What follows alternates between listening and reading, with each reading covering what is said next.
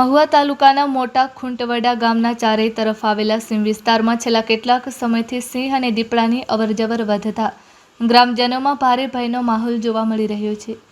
ખાસ કરીને મોટા ખૂંટવડા કૃષ્ણપુર રોડ પર આવેલા રોજકીયા પીર સુપડતંગા સહિતના વાડી વિસ્તારોમાં હિંસક પ્રાણીઓના આંટાફેરા વધ્યા હોવાનું સ્થાનિકોએ જણાવ્યું છે। વાડી વિસ્તારમાં રહેતા માલધારીઓ, પશુપાલકો, ખેડૂતો અને સ્થાનિક રહેવાસીઓના જણાવ્યા મુજબ રાત્રિના સમય ઉપરાંત હવે દિવસ દરમિયાન પણ સિંહ અને દીપડા વસાહત નજીક જોવા મળી રહ્યા છે। આ વિસ્તારમાંથી અંદાજે 100 જેટલા બાળકો રોજ અભ્યાસ માટે શાળાએ અવરજવર કરતા હોવાથી વાલીઓમાં પણ ચિંતાનો માહોલ સર્જાયો છે। ગ્રામજનોએ જણાવ્યું હતું કે તાજેતરમાં મહુવા તાલુકાના છાપરી ગામમાં દીપડાના હુમલામાં એક માસૂમ બાળકીનું મૃત્યુ થયું હતું અને બાંભણિયા ગામમાં દીપડાના હુમલામાં એક બાળકનું મૃત્યુ થયું હતું। આવી દુઃખદ ઘટનાઓ બની ચૂકી છે। આવી જ ઘટના મોટા ખૂંટવડા ગામમાં ન બને તે માટે સમયસર નિવારક પગલાં લેવા જરૂરી હોવાનું ગ્રામજનોએ જણાવ્યું હતું। આ બાબતે ગ્રામજનોએ બેઠક યોજી વન વિભાગના અધિકારીઓને ટેલિફોન દ્વારા જાણ કરી હતી। જો કે વિભાગ તરફથી હાલમાં પિંજરા અન્ય સ્થળે કાર્યરત હોવાથી ઉપલબ્ધ થતાં જ મોટા ખૂંટવડા વિસ્તારમાં મૂકવામાં આવશે તેવી માહિતી આપવામાં આવી હોવાનું ગ્રામજનોએ જણાવ્યું હતું। સ્થાનિક રહેવાસીઓએ વન વિભાગને તાત્કાલિક પિંજરા મૂકવા, પેટ્રોલિંગ વધારવા અને હિંસક પ્રાણીઓને સુરક્ષિત રીતે જંગલ વિસ્તારમાં ખસેડવા માટે તાત્કાલિક કાર્યવાહી કરવાની માંગ કરી છે, જેથી કોઈ જાનહાનિ સર્જાય તે પહેલાં અસરકારક પગલાં લઈ શકાય। Report by Sarfaraz Khokhar, Amreli. મારું નામ પુનાભાઈ સોહલા। હવે આ ખેડૂનો બધાનો દેકારો, માલધારીનો દેકારો, પશુ પંખી કાંઈ જનાવર રહેવા દેતા નથી। પછી કોઈ બાળ બસાની કોઈ સલામતી નથી। અમારા અહીંયા વાડુ વિસ્તારમાં નિહાળ છે, 150 થી 200 છોકરા ભણવા જાય, એના મા બાપ બધું હારી રહે, છતાં સલામતી છોકરા એના મા બાપને હારી હોય તો જનાવર ઝડપી લઈ જાય છે। આવા કિસ્સા ઘણા ગામમાં બન્યા છે।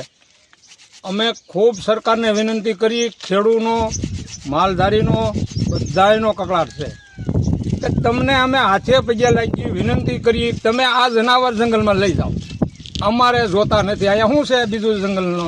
અહીં જંગલ છે, આ વાડી વિસ્તાર છે, અહીંયા બધા રહેણાંક છે, તો તમારે અહીંયા આની શું આવેગ છે? અમારે દાળિયા હોય, કોઈ નાના છોકરા, કોઈ ભાગ્યા હોય, તો ખેડૂને કોઈ ભાગ્યા અત્યારે રહેતા નથી આ જનાવરને ત્રાહે। તો આનો નિર્ણય વહેલે ટકે લ્યો। આ વાત મોદી સાહેબને પણ પહોંચવી જોઈએ, અમારો મોટી વિનંતી છે। મારું નામ ગોપાલ જોગરાણા, તાલુકા પંચાયત મહુવા। આ ખૂંટવડામાં આ વિસ્તાર થોરાળાથી ખૂંટવડાની વચમાં જે વિસ્તાર આવે છે એમાં દીપડા અને સિંહનો બહુ ત્રાસ વધી ગયેલો છે। રાતે તો આપણે સમજવી કે નહીં, રાતે નીકળીએ કે મારણ ઉપર, પણ દિવસે પણ ગામ લોકોના ઘરના અંદર ઘૂસીને કરવામણી કરે છે, તો એનો યોગ્ય નિકાલ લાવે સરકાર, એ માટે અમે બધા હપીને બધા ખેડૂતો ભેગા થયા છીએ। અમારા મોટા ખૂંટવડા વિસ્તારના થોરાળા અને ખૂંટવડાની વચ્ચેનો વિસ્તાર આવે છે, તો ત્યાં અત્યારે દીપડા અને સાવજની ખૂબ રજાડ જોવા મળે છે। તો સરકારશ્રીને અને આ જવાબદાર અધિકારીઓને કોલ કરીને જાણ કરી કે ભાઈ અમારા વિસ્તારમાં પાંજરા મૂકીને આ સિંહ અને દીપડાઓને યોગ્ય સ્થળે સ્થળાંતર કરો। તો એના લોકોએ એવો જવાબ આપેલો, આરએફઓ અને ફોરેસ્ટ જે અધિકારી છે એમને, કે ભાઈ અત્યારે પિંજરા હાલ નથી, બીજી જગ્યાએ મૂકેલા છે, અમે યોગ્ય સમયે 2-3 દિવસમાં અહીંયા પિંજરા મૂકીને યોગ્ય જગ્યાએ એને સ્થળાંતર કરીશું। તો અમારી એટલી જ રજૂઆત છે, બને એટલો વહેલા આ પ્રશ્નનું નિરાકરણ સરકારશ્રી લાવે। નગવાડિયા, અત્યારે આ દીપડા અને હાવજ એટલામાં બહુ ત્રાસ છે, એટલે તમે હાથે પગે લાગી અને આ બધાયનું એવું કહેવું છે કે તમે આ ભરી જાઓ। પછી બાળ બસા આપણે નિહાળે જવામાં છોકરાને હારે લઈ જવા પડે, પછી ધ્યાન રાખવું પડે, એટલે તમે વિનંતી એટલી છે કે બધાને કહેવું છે કે આ બધા તમે ભરી જાઓ। ફુલજાભાઈ બાવભાઈ, ગામ મોટા ખૂંટવડા। હું ખેડૂતનો દીકરો છું અને વાડી વિસ્તારમાં બધાના રહેણાંક છે। બાળ બચ્ચા બધાએ ભણવા જાય, નિશાળે અવર જવર, પણ દીપડા તણ અત્યારે એવા કવડાવે છે કે અત્યારે ઘેરની અંદર ગળી જાય છે। તો સરકારને વિનંતી કરું કે આ વસ્તુ ગમે એમ કરી અને તમે જલ્દી એનો નિકાલ આપો। પોપટભાઈ અજાભાઈ જોગરાણા, ગામ મારું મોટા ખુટોડા. અમારે દીપડાની હાવજની ફૂલ રંજાડ છે.